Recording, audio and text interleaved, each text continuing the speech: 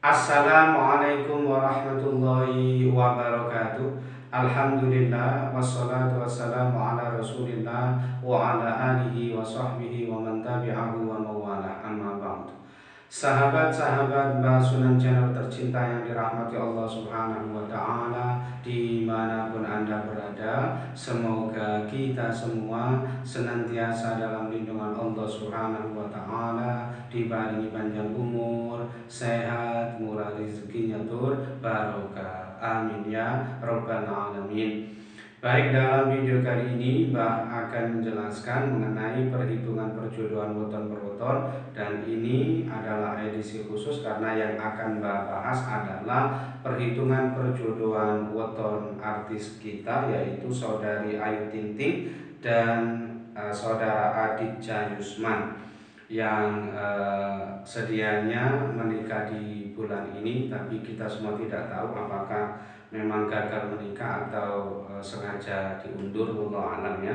Di sini akan Mbak jelaskan ya perhitungan perjodohan mereka berdua berdasarkan perpaduan weton mereka berdua ya. Baik, sebelumnya kita telusuri terlebih dahulu weton mereka berdua dari tanggal lahir mereka ya. Ayu Ting Ting ini terlahir pada tanggal 20 Juni tahun 1992, dan kalau kita telusuri ya ternyata weton lahirnya adalah Sabtu Kliwon, berarti Neptunnya 17.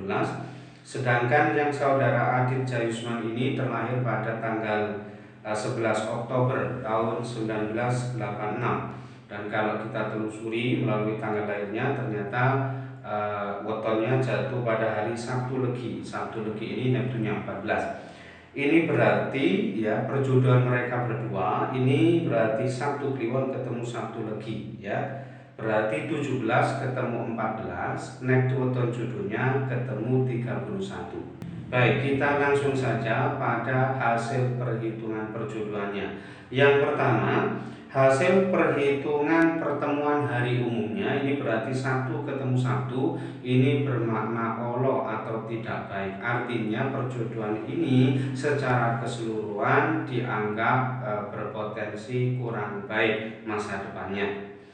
Kemudian hasil perhitungan 3 siklus ini tipe bejo. Ini bertolak belakang ya. Tipe bejo ini bermakna yang bersangkutan ini nanti insya Allah penghidupan rumah tangganya senantiasa dianugerahi keberuntungan atau ketunggon bejo.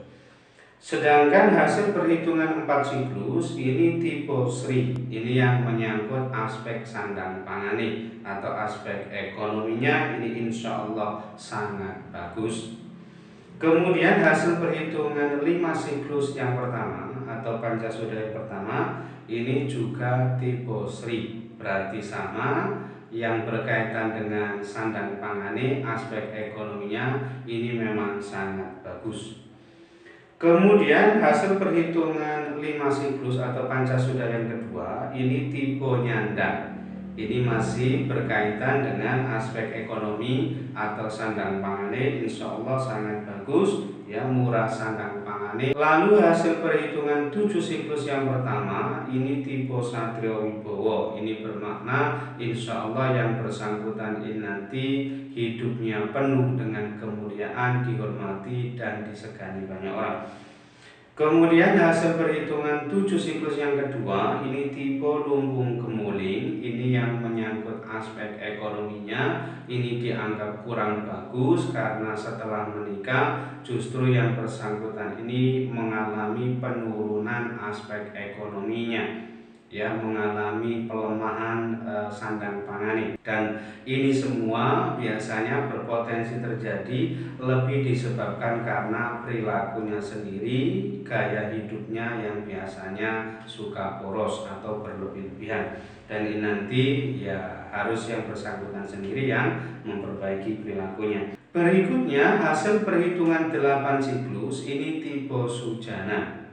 Nah biasanya perhitungan sujanan ini sangat dominan khususnya untuk satuan 31. Ini bermakna yang bersangkutan ini dimungkinkan akan sering terlibat cekcok atau pertengkaran di level tinggi atau agak serius gitu ya. Dan jika kondisi semacam ini dibiarkan terus-menerus terjadi, tidak ada perbaikan sama sekali, maka kemudian ya berpotensi terjadinya perselingkuhan hingga perceraian. Nauzubillah ya.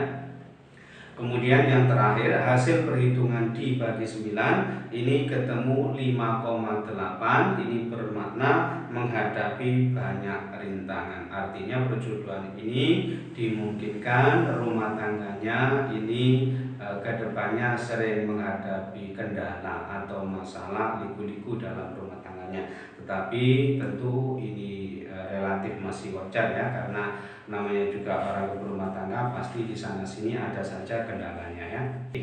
Nah, secara keseluruhan hasil perhitungannya ini tadi, ini ada 5 lampu hijau, kemudian 4 lampu kuning dan 0 lampu merah. Artinya tidak memiliki penafsiran yang benar-benar negatif atau mengkhawatirkan. Nah, kelima lampu hijaunya ini tadi ia dapatkan masing-masing dari hasil perhitungan 3 siklus tipe Bejo, lalu hasil perhitungan 4 siklus tipe Sri, kemudian hasil perhitungan 5 siklus yang pertama juga tipe Sri, kemudian hasil perhitungan 5 siklus yang kedua tipe Nyandang, dan hasil perhitungan 7 siklus yang pertama tipe Satrio Wibowo. Sedangkan keempat lampu kuningnya ini ia dapatkan masing-masing dari hasil perhitungan hari umumnya tadi, yaitu 1 ketemu 1 bermakna Allah atau tidak baik, kemudian hasil perhitungan 7 siklus yang kedua tipe Lumbung Kemuling, lalu hasil perhitungan 8 siklus tipe Sujanan, dan hasil perhitungan dibagi 9 ketemu 5,8 bermakna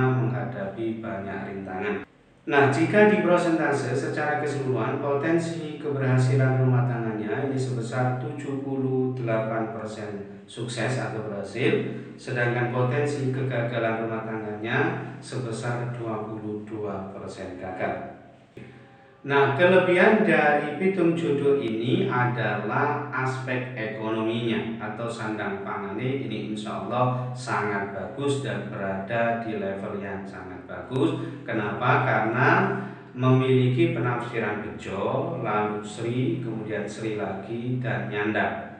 Jadi dari 5 lampu hijaunya ini ada 4 lampu hijau yang erat kaitannya dengan aspek ekonomi atau sandang pangan.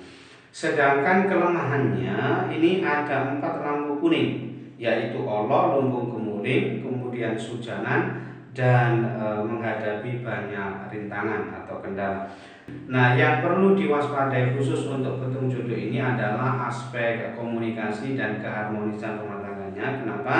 Karena memang 1 kliwon ketemu 1 legi ini termasuk satuan sujanan. Jadi satuan sujanan yang berasal dari perpaduan weton yang hari umumnya sama, yaitu sama-sama satunya, dan itu dianggap mengkhawatirkan. Nah, kesimpulannya perjodohan ini memang boleh dilanjutkan dan termasuk yang direkomendasikan, tetapi dalam hal ini ya perilakunya harus terus diperbaiki ya.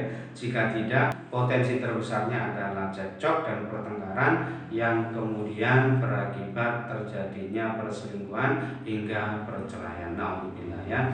Baik, itu saja yang bisa saya sampaikan dalam video kali ini. Mudah-mudahan bisa menjadi pencerahan serta bermanfaat untuk kita semua. Amin ya rabbal alamin. Dan kurang lebihnya mohon maaf. Akhirul kalam, wallahu muwaffiq ila aqwamit thoriq. Hadanallahu iyyakum ajma'in. Assalamualaikum warahmatullahi wabarakatuh.